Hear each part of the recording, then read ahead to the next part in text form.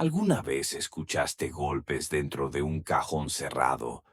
Un susurro que sale de donde no debería. Sí, sí, coméntalo, porque si a ti también te pasó, no estás solo. Y si no, mejor quédate hasta el final y no olvides darle like y suscribirte, porque después de esto, quizá tú también empieces a oír cosas que no deberían existir. Karina tenía 35 años y vivía sola en una casa que había pertenecido a su abuela en el Estado de México. Era una construcción antigua, de paredes gruesas y pasillos fríos. Todo iba normal hasta que su hermana le pidió un favor: cuidar a su sobrina de 4 años durante un par de semanas.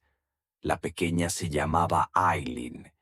Era curiosa, alegre y tenía una forma peculiar de ver las cosas. Desde el primer día, Aileen se obsesionó con la cómoda vieja de la recámara de visitas. Una cómoda de madera oscura, con cajones que crujían al abrirse. Nadie la usaba. Siempre estaba cerrada con llave. «Ahí vive la niña», dijo Aileen una tarde, señalando con su dedo diminuto el cajón inferior. Karina rió, pensando que era solo imaginación infantil. Pero esa noche, justo a las 3:17 de la madrugada, algo la despertó. 3 golpes suaves. Toc, toc, toc. Venían de la recámara de visitas. Karina se levantó un poco inquieta y fue hasta allá. Todo estaba en silencio. Pero al acercarse a la cómoda, sintió un escalofrío en la espalda. Nada, ni un sonido más. Pensó que tal vez había sido el sueño. Hasta la noche siguiente. Otra vez. Toc, toc, toc. Esta vez, Karina se quedó quieta en su cama. Cerró los ojos con fuerza, pero entonces escuchó un susurro, como un aliento frío pegado a su oído. «Tengo frío». Se levantó de golpe. Revisó la casa. Todo estaba en orden. Pero al entrar en la recámara de visitas, la cómoda parecía más oscura que nunca. Los cajones, todos cerrados. La llave estaba colgando de un clavito en la pared. A la mañana siguiente, Aileen la miró fijamente y dijo: «Ella quiere salir». Karina no supo qué contestar. No quiso asustar a la niña, pero su piel ya comenzaba a reaccionar sola ante cada palabra que escuchaba. Esa misma tarde decidió asegurar la cómoda con un candado y una cadena vieja. No quería más sustos, pero esa noche volvió a sonar. Toc, toc, toc, más fuerte, más insistente, como si alguien estuviera golpeando desde adentro, desesperado. Karina agarró una linterna y fue decidida a enfrentarlo. Entró a la recámara, encendió la luz, y el cajón inferior estaba abierto. Solo un poco, apenas una rendija. Dentro no había nada, nada, excepto una muñeca antigua, de porcelana, con el rostro cuarteado y ojos que parecían de verdad. Karina no recordaba haberla visto antes. Intentó sacarla, pero estaba fría como el hielo, y al tocarla, sintió un pequeño calambre en los dedos. Cerró el cajón de golpe, puso más cadenas, clavos, y rezó. No era religiosa, pero en ese momento cualquier ayuda era bienvenida. Pero al día siguiente, Aileen ya no quería acercarse a Karina. Le tenía miedo. Decía que sus ojos ya no eran los mismos, que tenía la mirada de la otra. Y en la noche volvió el toc, toc, toc, acompañado de una voz más clara. «Gracias por dejarme ver el mundo». Karina supo que no era su imaginación. Algo vivía ahí, algo que ahora ya no estaba del todo encerrado. Karina amaneció con los ojos rojos, las manos temblorosas y una sensación en el pecho, como si algo invisible se le hubiera sentado encima. No había dormido bien desde aquella voz infantil, susurrando desde el cajón. Tengo frío. Ese día decidió cerrar el cajón con tornillos, uno por uno, firmes, profundos. Luego echó llave a toda la cómoda y encima puso una cruz de palma que su mamá le había dado en Semana Santa. Su sobrina la miró desde el marco de la puerta con una extraña sonrisa y le dijo: «Ahora va a buscar otro lugar para esconderse». Karina no respondió, solo tragó saliva. Esa noche dejó la luz encendida, como si la lámpara pudiera alejar lo que sea que vivía dentro del mueble. A las 3:17 de la mañana, algo la despertó. No fue un sonido fuerte. Fue el silencio absoluto, el tipo de silencio que solo existe cuando algo muy malo está a punto de pasar. Luego, el chirrido. Largo, lento, metálico. Se levantó de golpe. La cómoda, los tornillos, se habían salido, uno por uno como si alguien los hubiera desatornillado desde dentro. Corrió hacia ella con un martillo en la mano. Lo alzó lista para golpear, pero la puerta del cajón ya estaba abierta. Dentro solo había una hoja de papel, doblada con cuidado. Karina la tomó con manos temblorosas. El mensaje estaba escrito con una caligrafía infantil, letras grandes y torcidas, con crayón rojo. Gracias por dejarme salir. Ahora me toca jugar contigo. El corazón de Karina se detuvo un segundo. Un aire helado la envolvió, y no venía de ninguna ventana abierta. La perrita, que dormía siempre a los pies de su cama, comenzó a ladrar, pero hacia la esquina vacía del cuarto. Al día siguiente, Karina mandó encerrar la cómoda en el cuarto de servicio, clavó la puerta por fuera y no volvió a entrar. Pero desde entonces, cosas extrañas comenzaron a pasar. Su sobrina ya no quería venir de visita.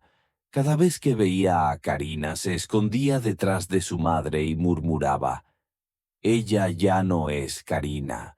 Y lo más escalofriante, la niña comenzó a repetir frases extrañas, frases que Karina juraría que ella misma había pensado, pero jamás dicho. «Tú vas a dormir adentro ahora. A ella le gusta tu olor. Dice que quiere peinarse con tu cabello». Una noche Karina despertó de golpe, sin poder moverse. Sintió que su cuerpo no le respondía. Su mente estaba despierta, consciente, pero no podía hablar, ni gritar, ni mover un dedo.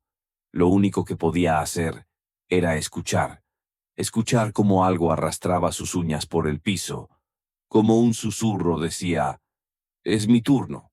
Luego, oscuridad. Cuando abrió los ojos no estaba en su cama, estaba en un lugar muy estrecho, oscuro, con paredes de madera a centímetros de su cara, el aire escaso, sofocante. Alzó la mano y tocó una tapa de madera. Estaba dentro del cajón. Desde afuera alguien caminaba, pisadas pequeñas, de niña, y una voz que no era la suya, pero salía de su boca decía: «Ya no soy Karina, ahora tú lo eres». Cuando la policía entró al domicilio de Karina, todo parecía en orden, al menos a simple vista. Nadie respondía a la puerta. La televisión seguía encendida, repitiendo el mismo comercial una y otra vez. La perrita de Karina fue encontrada afuera, temblando, con el pelaje erizado y las patas cubiertas de tierra, como si hubiera estado rascando desesperadamente para entrar o para que algo no saliera. Pero dentro de la casa no había señales de Karina. Ni ropa desordenada, ni puertas forzadas. Nada. Solo una cómoda, la misma que había sido atornillada, trancada y encerrada en el cuarto de servicio. Estaba completamente cerrada y fría, más fría que cualquier otro mueble en la habitación. La madre de Karina, desesperada, entregó a las autoridades el teléfono de su hija. Había intentado llamarla toda la mañana, sin respuesta, pero notó que a las 3:19 de la mañana se había enviado un archivo, un video. El detective encargado revisó la grabación, y lo que encontró fue inhumano. El video comenzaba con una respiración pesada. No había imagen, solo oscuridad, pero era claro. El sonido venía de un espacio cerrado, muy cerrado. El micrófono captaba el roce del aliento contra la madera, el crujido de un cuerpo tenso, contenido. A los 13 segundos, una voz suave comenzó a tararear una melodía. Era una canción infantil, antigua, desafinada, como si viniera de alguien que no la había cantado en mucho tiempo, como si viniera del otro lado de la madera. Después, se escuchó algo que heló la sangre de todos los presentes. Ya casi te alcanzo. El detective detuvo el video de inmediato. Ordenaron revisar a fondo el mueble. Lo sacaron al patio con sumo cuidado. Rompieron las cerraduras y comenzaron a desmontarlo. Pero dentro no había cuerpo, no había sangre. Solo un mechón de cabello largo y negro, envuelto en una cinta rosa. Y otra nota, esta vez escrita con bolígrafo azul, con una caligrafía más ordenada. Gracias por prestarme tu voz. Ahora voy a hablar por ti. El caso de Karina fue archivado como desaparición forzada. No hubo más pistas. Nadie la volvió a ver, pero su cuenta de WhatsApp seguía activa. Y cada cierto tiempo, a las 3:17 de la mañana, algún contacto recibía un mensaje. Palabras sueltas, sin contexto. ¿Quieres jugar? Hace frío aquí. Te escucho respirar. La cómoda fue enviada a una bodega judicial en Naucalpan. Según el registro oficial, fue encadenada con 7 cerrojos bendecidos por un sacerdote. El lugar permanece bajo llave, sin acceso al público. Sin embargo, algunos trabajadores de limpieza dicen que, cuando pasan cerca del contenedor donde está el mueble, pueden oír algo. No siempre. Solo si pasan a las 3 de la madrugada, y solo si están completamente solos. Dicen que lo que escuchan es una voz que canta muy bajito y que al final, justo antes de callarse, murmura: ya te vi. Y si alguna vez entraste a un lugar que olía a viejo pero no sabías por qué, comenta tu experiencia abajo. A veces lo que se esconde detrás de una puerta cerrada no es un secreto, es una advertencia que ignoraste. Y si te atreves, suscríbete y deja tu like antes de seguir leyendo, porque lo que le ocurrió a Carlos puede que esté pasando en tu edificio. Carlos tenía 26 años cuando se mudó a Guadalajara por trabajo. Buscaba un departamento barato y no exigía mucho, que fuera céntrico, tranquilo y que aceptaran mascotas. Después de semanas de búsqueda, encontró algo casi imposible. Un anuncio en línea, sin fotos, pero con una descripción breve. Departamento económico en la colonia moderna. Oportunidad única. Requisitos mínimos. Fue a verlo esa misma tarde. El edificio estaba antiguo, pero limpio. 3 pisos, pintura desgastada, portón de herrería con candado oxidado. El casero, Un hombre mayor con la piel de papel y una voz apenas audible lo esperaba en la entrada. «Aquí no hay muchos vecinos», le dijo. «La mayoría ya se fue». Carlos no preguntó más. El lugar tenía lo necesario: cocina, baño, recámara, una sola advertencia. Hay 2 puertas en el pasillo. La primera es la tuya. La segunda, nunca la abras. No importa lo que escuches. ¿Entendido? Carlos pensó que era una broma o una excentricidad del casero. Quizá almacenaban cosas viejas. Quizá vivía alguien con una condición especial. Firmó sin preguntar. La primera noche fue tranquila, aunque algo llamó su atención. A medianoche oyó un ruido sordo, como si alguien arrastrara algo pesado detrás de la segunda puerta. Intentó ignorarlo. La segunda noche el ruido volvió, esta vez más claro. Pasos, lentos, que se detenían justo al otro lado de la puerta. Carlos se levantó, abrió su puerta y observó el pasillo. Oscuro, silencioso. La otra puerta cerrada con un candado. Tercera noche, 2:37 a.m. Carlos dormía cuando alguien llamó 3 veces a su puerta. Toc, toc, toc. Despertó sobresaltado. Caminó descalzo hasta la entrada. Miró por la mirilla. Nada. Pero cuando se giró, notó que la segunda puerta estaba abierta, apenas unos centímetros, lo suficiente para que algo o alguien pudiera mirar desde adentro. Sintió el estómago helarse. Avanzó un paso, 2. Puso la mano sobre el marco. La madera estaba caliente, como si algo respirara al otro lado. Entonces escuchó su nombre. Carlos, susurrado, en la voz exacta de su madre, muerta hacía 5 años. Dio un paso atrás. La cerró con fuerza. No volvió a dormir esa noche. A la mañana siguiente fue directo a la ferretería. Compró clavos, un martillo y cerró esa puerta con cruces de madera como si fuera un ataúd. El casero nunca volvió, y cada noche los clavos aparecían en el piso. Carlos intentó seguir con su vida como si nada, pero desde que cerró la segunda puerta con clavos, algo dentro del departamento había cambiado. El ambiente se sentía más pesado, como si el aire estuviera enrarecido. Su perro, un mestizo tranquilo, se negaba a cruzar el pasillo. Ladraba hacia la segunda puerta con un tono bajo y gutural, como si estuviera viendo algo que él no podía. Las luces parpadeaban cada vez que pasaba cerca, y el olor, ese olor a humedad rancia, mezclado con algo más, metálico. Carlos dejó de dormir bien. Comenzó a escuchar susurros por la noche, y lo peor era que siempre repetían lo mismo.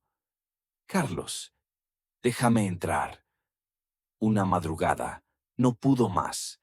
Se levantó, fue hasta la segunda puerta y, para su horror, la encontró abierta. Todos los clavos que había puesto estaban en el suelo, doblados, como si alguien los hubiera arrancado desde adentro. La puerta no estaba simplemente entreabierta, parecía que lo invitaba a entrar. Dentro la oscuridad era densa. Carlos tomó su celular y activó la linterna. La habitación era mucho más profunda de lo que recordaba. Parecía un pasillo largo, con las paredes cubiertas de lo que parecía papel tapiz viejo. Pero al acercarse se dio cuenta. Eran páginas de periódicos, todos de fechas diferentes, algunos de los años 60. Y en el suelo había huellas, pequeñas, descalzas como de un niño, pero con una disposición extraña. No seguían una dirección lineal. Iban en círculos como si algo estuviera girando sobre sí mismo una y otra vez. En el fondo del cuarto lo vio. Una figura, de espaldas, inmóvil. Carlos apuntó con la linterna y notó que era alta, más de 2 metros. No tenía cabello, ni ropa, ni piel visible. Era como un maniquí cubierto por una tela negra. «Hola», dijo sin querer hacerlo. La figura se giró lentamente. Carlos dio un paso atrás. No tenía rostro, solo una superficie lisa, pálida, como de cera. Pero entonces habló. «¿Por qué tardaste tanto?»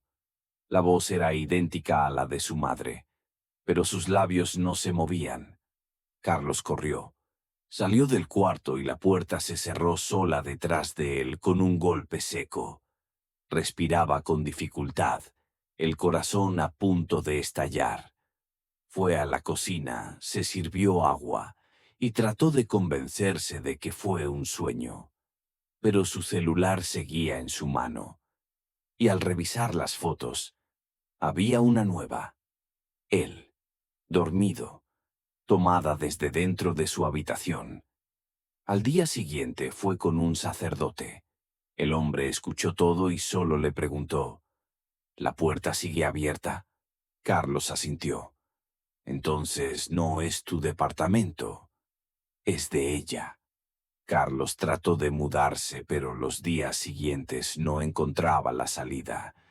Cada vez que intentaba dejar el edificio, aparecía de nuevo frente a su puerta, como si algo reconfigurara el espacio, atrapándolo. Los espejos comenzaron a mostrar cosas que no estaban ahí, sombras que se quedaban después de que él se iba, y cada vez que se miraba, notaba un pequeño cambio, un lunar nuevo, una arruga en otro lugar, un diente que no recordaba torcido, hasta que entendió. Lo que salió de la segunda puerta estaba intentando convertirse en él. Carlos no sabía cuánto tiempo llevaba encerrado. El reloj del celular mostraba la hora, pero nunca cambiaba. 3:17 a.m. Siempre. Los días se mezclaban entre pesadillas y momentos lúcidos que duraban segundos. Cada rincón del departamento parecía tener ojos. La segunda puerta volvía a estar cerrada, pero de vez en cuando, al pasar frente a ella, alguien al otro lado respiraba al mismo ritmo que él. Fue entonces cuando comenzó a escuchar pasos en el techo. Pero vivía en el último piso. Sus amigos intentaron visitarlo, pero nadie respondía. Un día lo encontraron vagando por el centro de Guadalajara. Estaba descalzo, con el rostro sucio, repitiendo la misma frase: «Yo soy el original. Yo soy el original». Lo llevaron al hospital. Los médicos dijeron que sufría de psicosis, pero no podían explicar por qué su cuerpo mostraba signos de envejecimiento acelerado. Cabello más delgado, uñas desgastadas, piel arrugada en el cuello. Carlos insistía: «El otro está en el departamento. Es una copia, pero se mueve como yo, habla como yo, solo que no siente». Cuando la policía fue a revisar el lugar, todo estaba limpio, ordenado, demasiado perfecto. Un oficial dijo que le incomodaba el silencio. El aire se sentía hueco. Encontraron una nota pegada al refrigerador con la letra de Carlos. «Si estás leyendo esto y yo estoy allí contigo, no me creas. Yo ya no soy yo». Los análisis de las cámaras del edificio mostraban algo aterrador. En las noches salían dos Carlos. Uno que iba a trabajar, otro que solo caminaba por la ciudad, imitando a la gente. Pero lo más extraño fue el video dentro del departamento. En él se veía a Carlos dormido en su cama, y, desde la segunda puerta, salía otro Carlos, idéntico, que lo observaba por minutos, sin parpadear. Ese video fue clasificado. pero un ex policía filtró una captura a los medios, y la imagen mostraba claramente algo más. La figura copiada tenía los ojos completamente negros. Ninguno de los dos volvió a ser visto. Hoy, el departamento sigue en renta. Siempre barato, siempre desocupado por poco tiempo. Nadie menciona la segunda puerta en el contrato, pero los vecinos dicen que a veces, por las noches, se escucha a alguien hablando solo desde dentro, y si te acercas con suficiente silencio, puedes distinguir dos voces, ambas iguales, ambas, diciendo lo mismo al mismo tiempo. Yo soy el verdadero Carlos.